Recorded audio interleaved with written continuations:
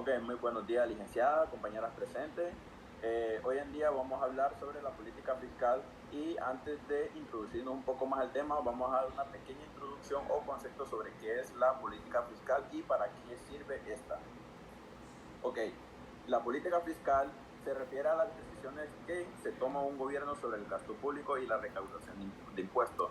¿Qué quiere decir esto? Normalmente el objetivo principal de la política fiscal es influir en la economía de un país. ¿Pero de qué manera? De manera positiva. Esto a través de los gobiernos y a través también de invertir en infraestructura, también en educación, también en salud. ¿Por qué? Porque una de las razones por las que la política fiscal existe es para ajustar los impuestos, esto para redistribuir la riqueza. O sea, la política fiscal, la conclusión de todo esto, lo que quiere ayudar es distribuir la riqueza de manera uniforme, esto para tener un crecimiento económico de manera positiva. Ok, la política fiscal, hay tres tipos de política fiscal. En sí hay más, pero yo voy a hablar de tres en específico. La política fiscal expansiva, ¿cuál es esta? Esta es la que se utiliza para estimular la economía, normalmente en tiempos de recesión. Ya sabemos que en un ciclo económico está lo que es la expansión y está lo que es la recesión, está lo que es la cima de arriba y está lo que es la cima de abajo. Entonces, la política fiscal expansiva es la que se utiliza para estimular lo que es la economía, vuelvo y repito, generalmente lo que es solo en recesión, o sea, cuando está en decadencia. Esto implica aumentar lo que es el gasto público, lo que mencioné anteriormente sobre qué es la política fiscal, y también para reducir lo que son los impuestos, para incentivar lo que es el consumo y incentivar lo que es la inversión. Número dos, la política fiscal contractiva. ¿Qué es la política fiscal contractiva? Esta se aplica al gobierno para frenar la inflación o reducir el déficit. ¿Qué quiere decir? De que la contractiva es la que ayuda de que la inflación no afecte mucho lo que es la economía de dicho país. También esto puede incluir disminuir el gasto público o aumentar los impuestos. Esto para fomentar lo que había mencionado anteriormente, para frenar lo que es la inflación. También lo que se puede llevar a una reducción en la demanda agregada. Y por último, y no menos importante, política fiscal neutral. ¿Para qué sirve esta? Esta se refiere a una situación en la que el gobierno no busca cambiar significativamente la dirección de la economía y los ingresos y los gastos están equilibrados. Y también no se busca estimular ni frenar lo que es la actividad económica. Siguiente diapositiva, el presupuesto federal. El estado anual de gastos y de recaudación tributaria de un gobierno, así como las leyes y las regulaciones que aprueban y apoyan dichos gastos e impuestos, esto constituye al presupuesto federal. Pero el presupuesto federal tiene dos tipos y los vamos a ver a continuación. ¿Cuáles son? Propósito número uno dice financiar las actividades del gobierno federal y propósito número dos, lograr objetivos macroeconómicos.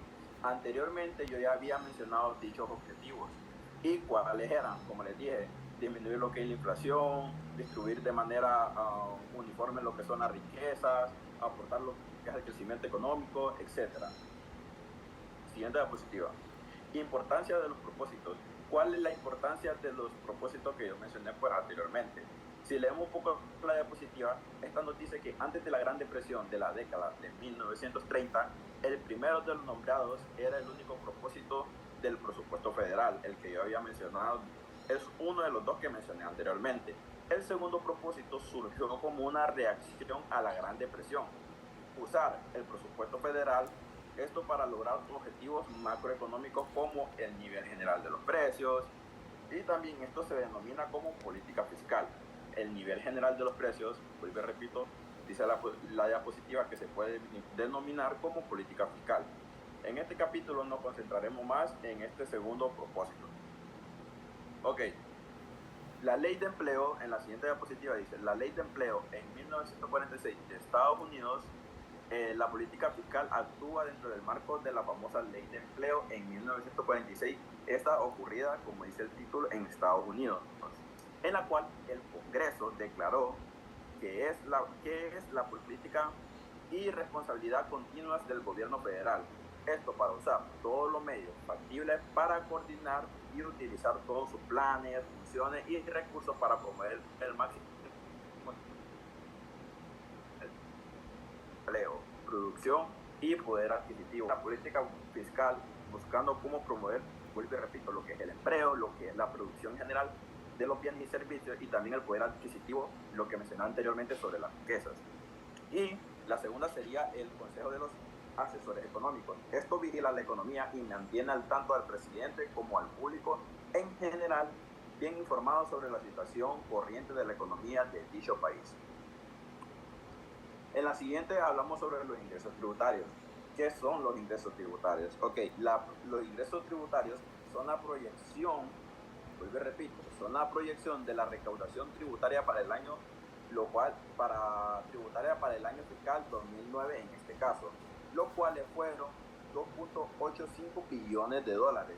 Esto para esta recaudación proviene de 4 fuentes. Ok, esta recaudación de 2.85 billones de dólares, ¿cuáles fueron y de dónde vinieron? Número 1, impuestos sobre el ingreso de personas físicas. Número 2, impuestos de seguridad social. Número 3, impuestos sobre el ingreso de personas morales. Número 4, impuestos indirectos. Estos cuatro impuestos son los que formaron esos 2.85 billones de dólares. O sea, de ahí vino la recaudación que menciona la diapositiva. Dice, si la recaudación tributaria excede los gastos, el gobierno tiene un superávit presupuestario. Y si los gastos exceden la recaudación tributaria, dice que el gobierno tiene un déficit presupuestario. Y dice que si la recaudación tributaria es igual a los gastos, el gobierno tiene un presupuesto equilibrado. Gracias. Ahora yo les voy a venir a hablar sobre la siguiente diapositiva. Mi nombre es Gabriela Peralta. Superávit o déficit. El saldo del presupuesto gubernamental es igual a la recaudación tributaria menos los gastos. Saldo de presupuesto y deuda. El gobierno pide prestado cuando tiene un déficit y paga las deudas contraídas con anterioridad cuando tiene un superávit. La deuda gubernamental es el monto total que el gobierno ha pedido prestado y la suma de los déficits anteriores menos la suma del superávit anteriores. Un déficit presupuestario aumenta la deuda gubernamental. Un déficit presupuestario persiste, se alimenta de sí mismo. Esta es la historia del déficit creciente durante las décadas de 1970 y 1980. Deuda y capital. Las empresas y los individuos incurren en deudas para comprar capital, lo que quiere decir que para adquirir activos que les produzcan un rendimiento. De hecho, el objetivo principal de la deuda es permitir a las personas comprar activos que sean capaces de generar un rendimiento superior al interés pagado sobre la deuda. En este aspecto, el gobierno se parece mucho a los individuos y a las empresas, ya que mayor parte de su gasto gubernamental se destina a las compras de activos públicos que producen un rendimiento. Pleno empleo y PIB potencial. Efecto del lado de la oferta de la política fiscal. La política fiscal tiene efectos importantes sobre el empleo. El PIB potencial, la oferta agregada, estos efectos se conocen como efectos por el lado de la oferta. Y los economistas que consideran que estos efectos son grandes se conocen generalmente como partidarios de la oferta. En pleno empleo y PIB potencial, se sabe que el pleno empleo es la tasa del salario real, se ajusta para que la cantidad demandada de trabajo sea igual a la cantidad ofrecida. Y el PIB potencial es el Producto Interno Real producido por la cantidad de trabajo en pleno empleo. Impuestos sobre el ingreso y gasto. Los efectos del impuesto sobre el ingreso. El impuesto sobre el ingreso debilita el incentivo para trabajar e introduce una cuña entre el salario neto de los trabajadores y el costo de los trabajos para las empresas. El resultado es una cantidad de trabajo menor y el Producto Interno Bruto potencial más bajo. Y se le conoce como brecha fiscal a la brecha creada entre las tasas salariales antes y después de los impuestos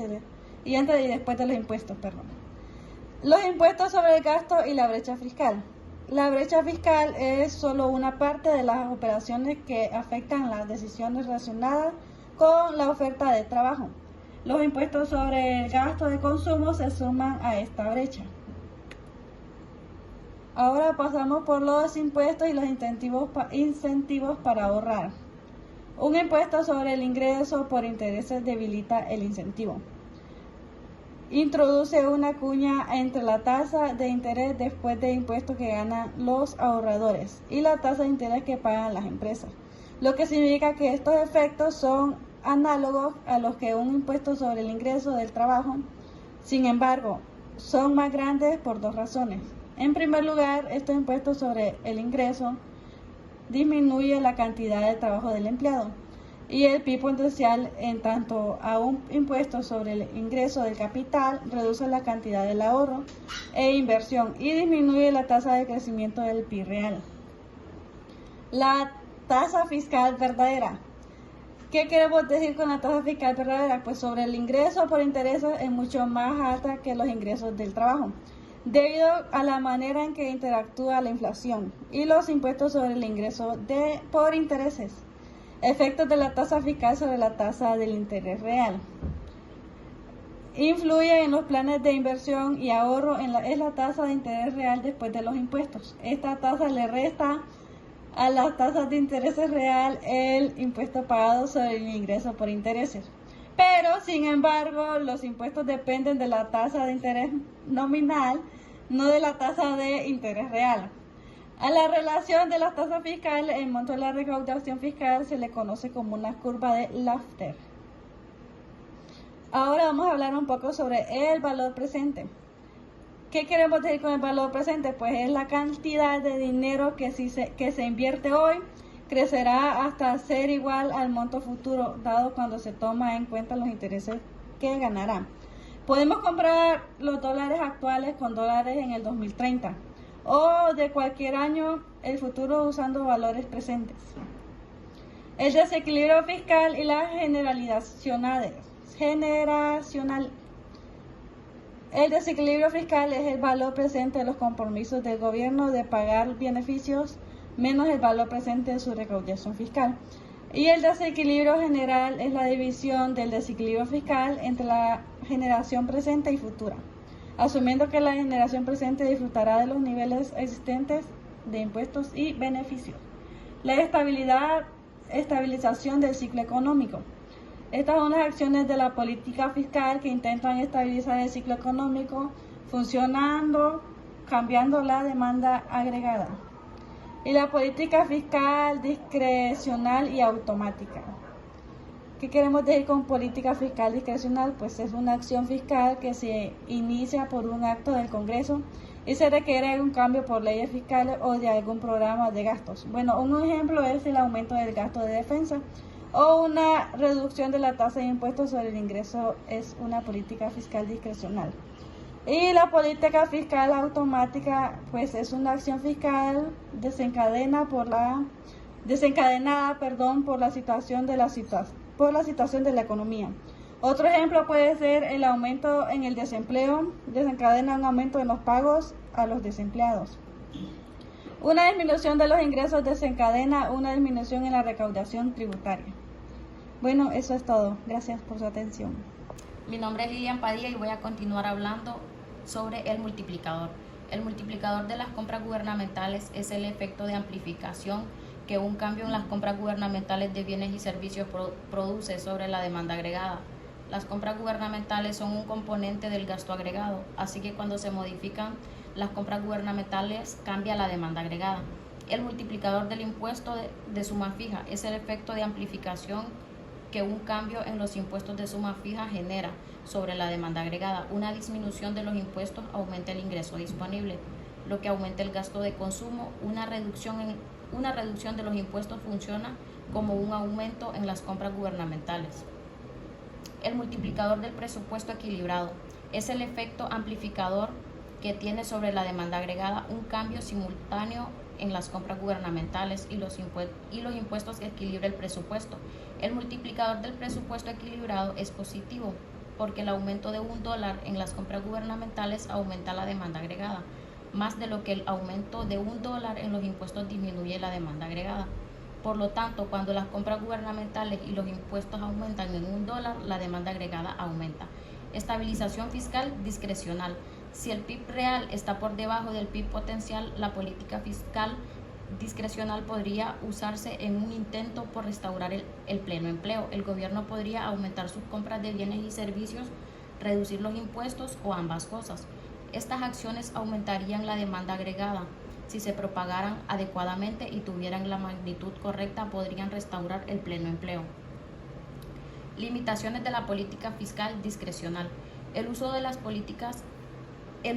política fiscal discrecional se ve obstaculizado seriamente por tres tipos de retrasos: retraso en el reconocimiento, retraso en la legislación y retraso en el impacto.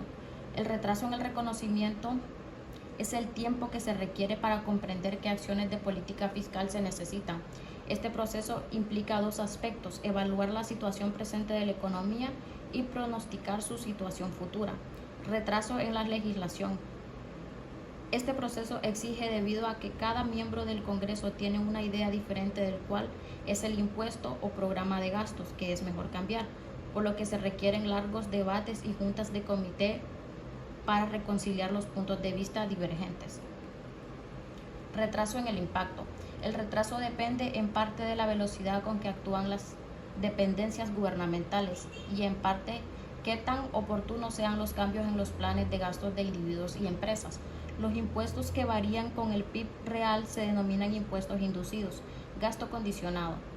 En el lado del presupuesto correspondiente a los desembolsos del gobierno, crea programas que dan derecho a personas y empresas debidamente calificadas a recibir beneficios.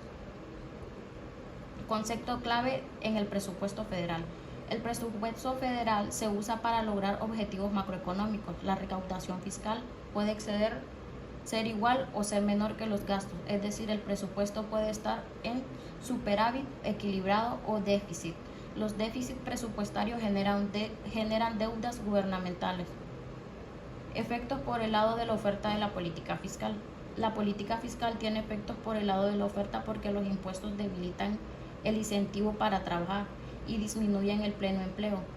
El PIB potencial, aunque la cuña fiscal estadounidense es grande, resulta pequeña en comparación con los otros países industrializados.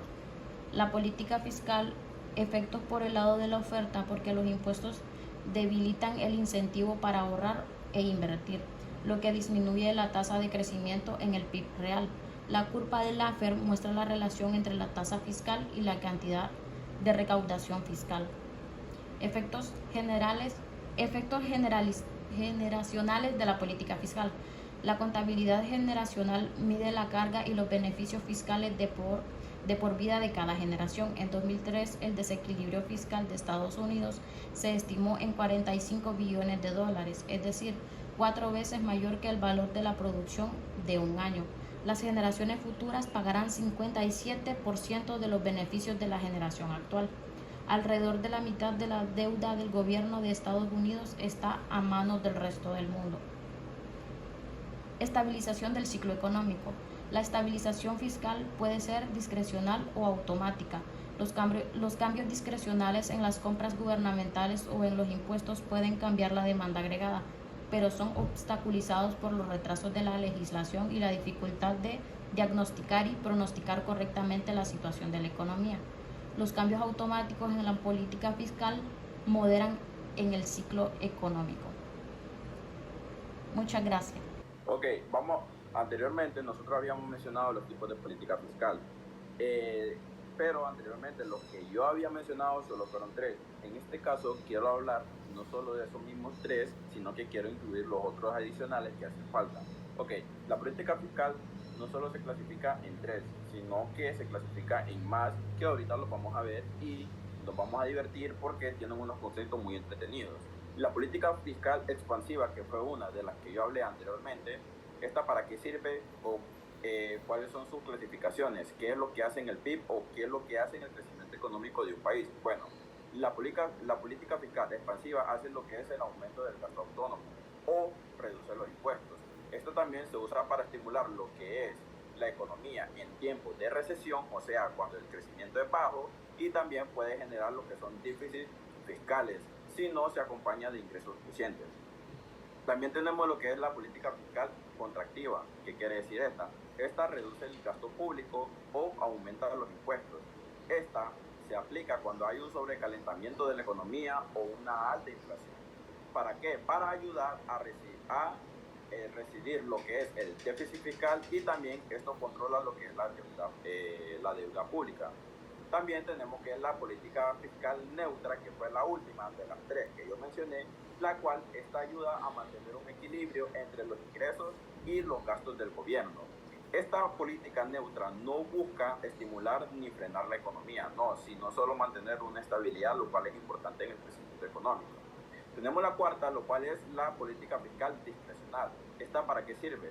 Ok, esta consiste en cambios puntuales en impuestos o gasto público.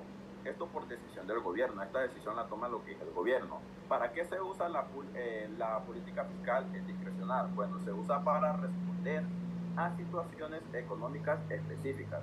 ¿Cuáles son? Esas pueden ser crisis, recesión o inflación. Para eso se puede usar lo que es este tipo de política fiscal.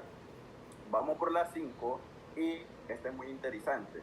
Esta se llama política fiscal automática. ¿Esta para qué nos sirve? Esta está basada en estabilizadores automáticos, como el seguro de desempleo o el sistema tributario progresivo. Esta política fiscal en específico no requiere de la intervención directa del gobierno, sino que esta se ajusta según al ciclo económico de dicho país. Cada tipo de política fiscal tiene tanto sus desventajas como sus ventajas, pero no, y su efectividad depende del contexto económico y de cómo ésta se emplee en dicho país. Gracias. Breve conclusión de lo que yo tuve que presentar en la siguiente diapositiva. Lo que dice que la deuda y el capital juegan un papel crucial en la economía, ya que esta permite que los individuos, las empresas y el gobierno adquieran poder adquisitivos. La política fiscal incluye para la oferta y el PIB potencial, afectando el empleo y el crecimiento económico. Los impuestos sobre el ingreso y el insumo pueden reducir los incentivos para trabajar, ahorrar e invertir. La relación entre impuestos y recaudación fiscal se presenta a la curva del Laffer, que muestra cómo las tasas impositivas demasiado altas pueden reducir la recaudación total.